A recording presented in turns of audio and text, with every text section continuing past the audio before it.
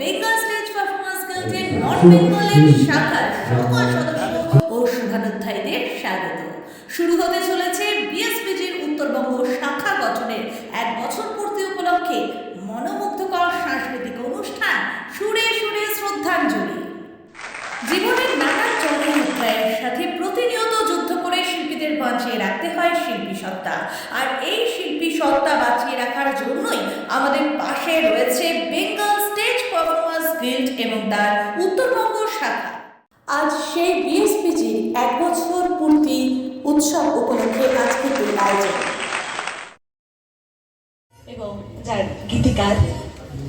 গীতিকার ভাস্কর বসু, সেই গানটি গাইবার জন্য এবার আমি মঞ্চে ডেকে নিচ্ছি উপাসনা বিষ্ণুকে।